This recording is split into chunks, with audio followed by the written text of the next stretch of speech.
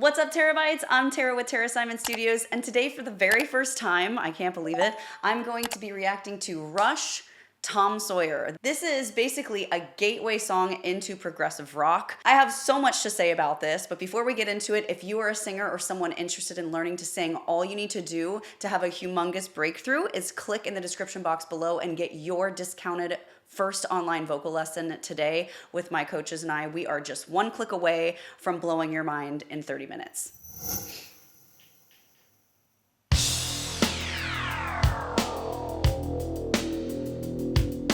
Monday warrior, mean stride. Today's Tom Sawyer, mean pride. Wow. Whoa.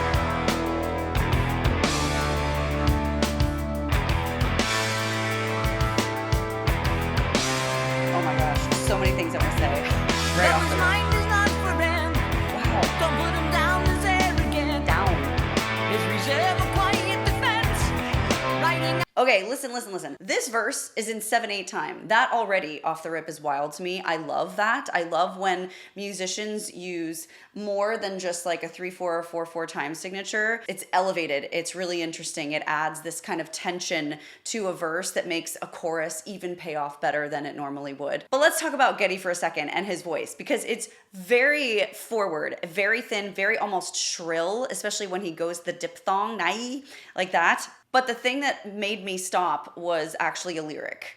And it said, "His mind is not for rent." Now, most people in America know Tom Sawyer. It's a Mark Twain book. But actually, what I find interesting is that Rush didn't necessarily write this song about Tom Sawyer. They wrote it as this sort of symbol of this modern day rebel who really values individual autonomy, and especially when it comes to like the mind, which really gives this vibe of like rebellion against groupthink and herd mentality, people being sheeple, and I'm all about that. And so I think we need more music like this to inspire people to not allow their minds to not be for rent, to think about what you're thinking about and think about what you're listening to and watching as well, right?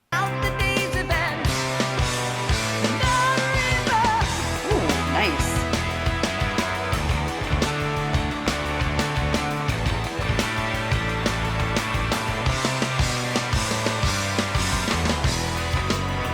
They are so tight as a band. Formed in 1968, I believe. Wow.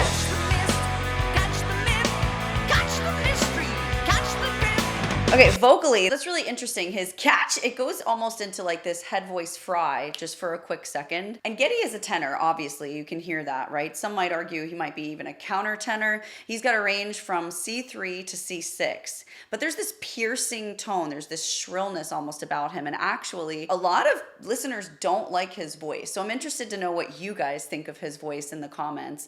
I personally think it may not be for everyone, and his voice may not fit in just about any genre, but I think it's kind of perfect for this song and this band. It's a really good fit, and his voice is needed, I think, to pierce through the music and really allow the lyrics to be heard. He really has great diction. It's very conversational, and because of the timbre of his voice, which is very pointed, it kind of emphasizes the point of the lyrics as well, which I think are important lyrics. Catch the mystery, catch the grip. The hair, though, never gets old. The world is love and light. Boy, I like how he held onto the V, love them. Maybe as the skies are white. Really leans into the diphthong there. Wide instead of wide. Days Tom Sawyer, he gets high on you, and the space he invades, he gets by on you. Ooh, nice synth. Almost like a psychedelic vibe there. Syncopation. So that's cool. Ooh, listen to the time signature though. So good. I love the tension that builds. Okay, we're definitely getting very psychedelic here. So we're seeing Alex coming to the forefront here in this instrumental breakdown. It's feeling very psychedelic, very synth to me, very rock. And I find it interesting that actually Rush kind of evolved from this like blues-based hard rock to this progressive synth rock vibe. And even though they formed in the late 60s, they became very well known in the 1970s. They're from Canada, eh? They've sold over 40 million albums worldwide, and they were also inducted into the Hall of Fame in 2013, won the Order of Canada Award in 1996, tons of accolades, rightfully so. Let's keep listening to what's next. Neil smashing on the drums. Ooh, I love how you can see Alex there too. Woo! That was an amazing drum roll. Look at this kid.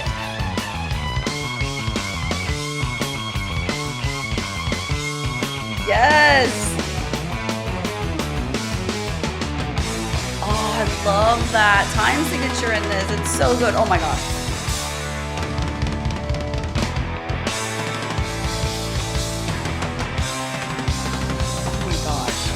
This is musicianship at its finest.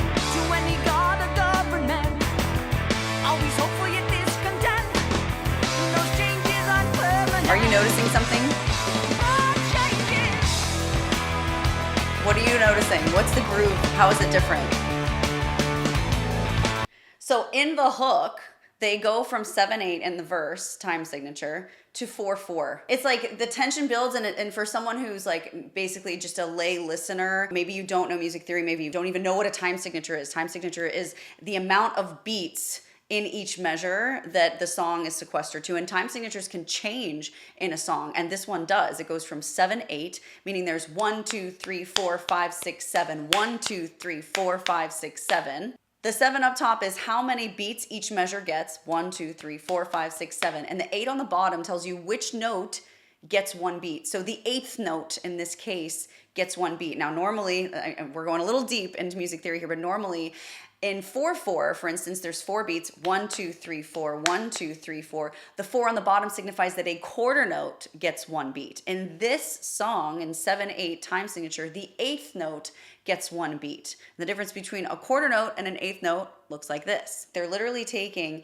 the 8th note in 7/8 equaling 1 beat, and then they're transferring over to 4/4 where the quarter note gets 1 beat and each measure gets 4 beats, which is a much more standard groove. Like our ear as listeners, we love 4/4. And then 3/4 or 6/8 is like the kind of swung romantic kind of time signature. But 7/8 is tough because it's not even. And that's how you get all those amazing kind of like syncopations and tension build up in the verses. And then it's sort of this like settled in, relaxed groove where they really want to emphasize a chorus, something that's much more hooky. I thoroughly enjoy the music theory of this. And unfortunately, a lot of mainstream songs are missing this nowadays. We really don't get a lot of time signature differentials in songs nowadays, at least in the hit songs that everybody's singing along to. Yeah,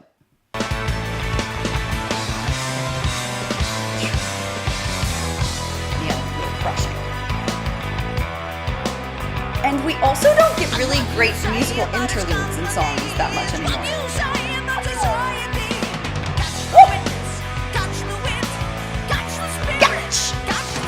I love it.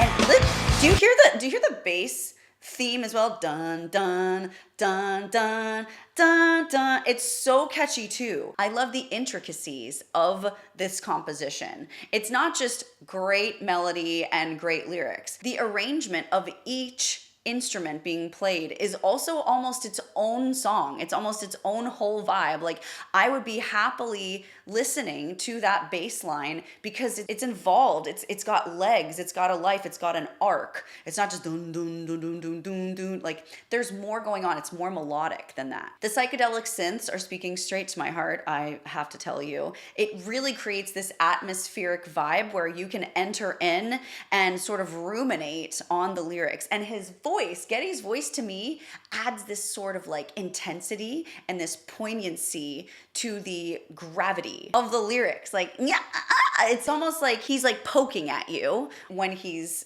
singing this. Like, hey, pay attention. catch this drift. Like, do you understand? Are you with me here? Are you vibing with me? At least for me, it really grabs me in. And if I were to squirrel off and something else, I would be brought back right away to it. Oh, and fun fact before we move on, it's reported that Geddy actually hated this classic track recording and they didn't think that it was gonna do anything. Like, they were not anticipating at all the success of this song, which has really become like a hallmark song for them, one of their most well-known songs. Isn't that always how it works? The world is love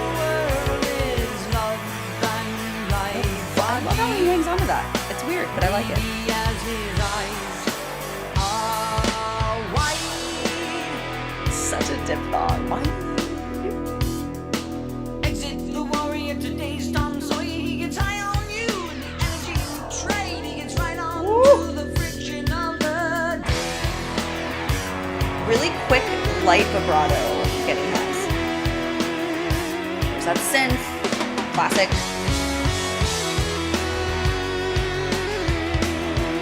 Oh my gosh, could we talk about Neil's drumming skills?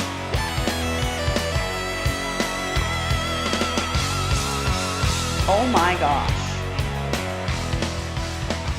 I know I haven't said much about Neil, but actually his performance, his drum performance in this piece right here, right now, is often cited as one of the greatest drum performances of all time. Now, whether you're a fan of Rush or not, if you have any kind of appreciation for drum and drumming technique, the kit that he's using alone, you would have to agree. Like, he is prolific at his instrument. And Neil actually co-wrote this song with Canadian lyricist Pi Dubois, which became Rush's signature song. I also find it really fascinating how today you do have musicians and singers who do it all, but a lot of times singers are solo singers, that's what they do, or they're keyboardists, that's what they do. But these guys, like Neil plays and writes, Alex does backgrounds and plays, obviously Geddy plays and sings. You know, it's a three-piece deal. These guys solidified their roles in the 70s and they stuck their roles for over 4 decades. It's hard enough to keep track of your own schedule, let alone like 3 people for that long staying together, having synergy enough to remain and not break up or not continue replacing bandmates and members. Like, that alone is a humongous feat, and I love to see it.